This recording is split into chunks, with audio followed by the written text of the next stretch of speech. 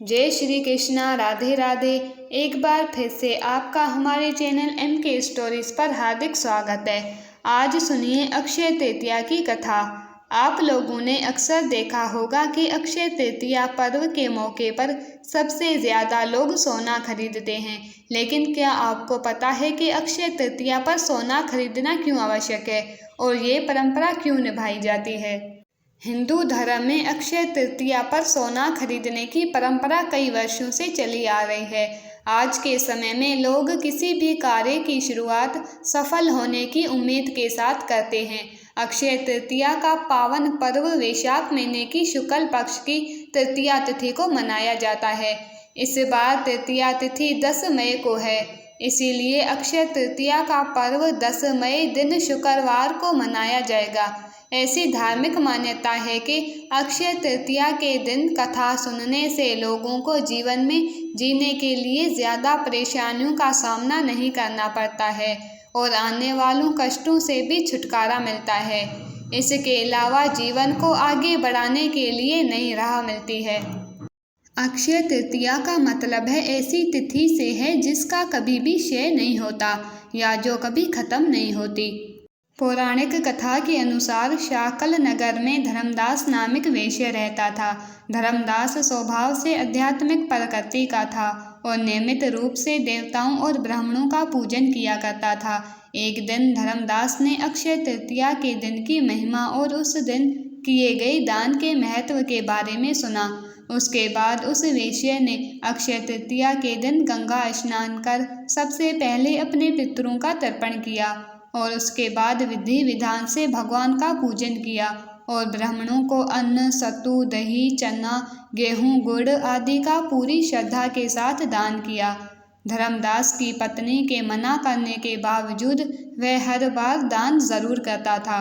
कुछ समय बाद उसकी मृत्यु हो गई और उसे पुनर्जन्म में राजयोग प्राप्त हुआ और वह द्वारका के कुशावती नगर का राजा बना।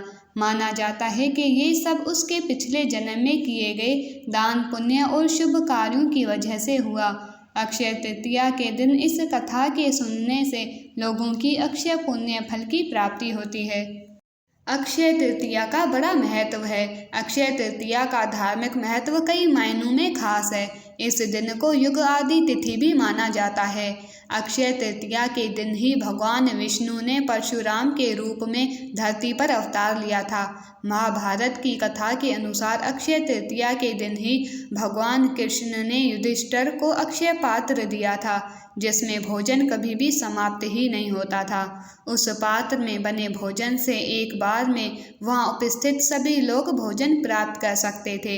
इसीलिए द्रौपदी उस पात्र की सहायता से पांडवों के अतिरिक्त जरूरतमंद लोगों को भोजन कराती थी। अक्षय तृतीया के दिन ही माँ गंगा का अवतरण इस धरती पर हुआ था और त्रेता युग की शुरुआत हुई थी। इसीलिए इस दिन को एक शुभ दिन माना जाता है। अक्षय तृतीया के दिन माँ लक्ष्मी की पूजा का भी विधान है। इस दिन देवी लक्ष्मी की उपासना करने से घर में सुख समृद्धि बनी रहती है।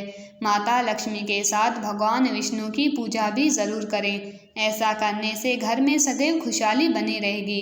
अक्षय तृतीया के दिन अबूझ मुहूर्त होता है। अक्षय तृतीया के दिन गया हर काम शुभ और स्नान आदि करने के उपरांत श्वेत वस्त्र धारण करें। हो सके तो लाल रंग के वस्त्र पहने। एक चौकी पर नारायण और माता लक्ष्मी की प्रतिमा स्थापित करें। इसके बाद पंचामृत और गंगा जल मिले जल से स्नान कराएं। इसके बाद चंदन और इत्र लगाएं। देवी लक्ष्मी को कमल का फूल और विष्णु जी को पीले फूलों की माला अर्पित करें। विधि विधान के साथ पूजा करें।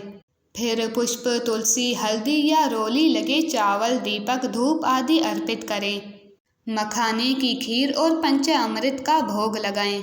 संभव हो तो सत्यनारायण की कथा का पाठ करें या गीता का 18वां अध्याय पढ़ें।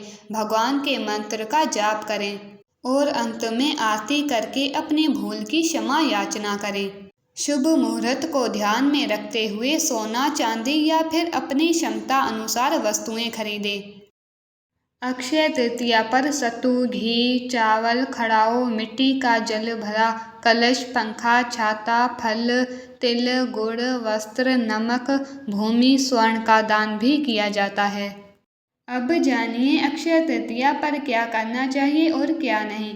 अक्षय तृतीया के दिन शुभ मुहूर्त के अनुसार माँ देवी की पूजा करें। साथ ही भगवान विष्णु को पीले फूल अर्पित करें। घर में 9 दीपक जलाकर सभी देवी देवताओं की पूजा करें।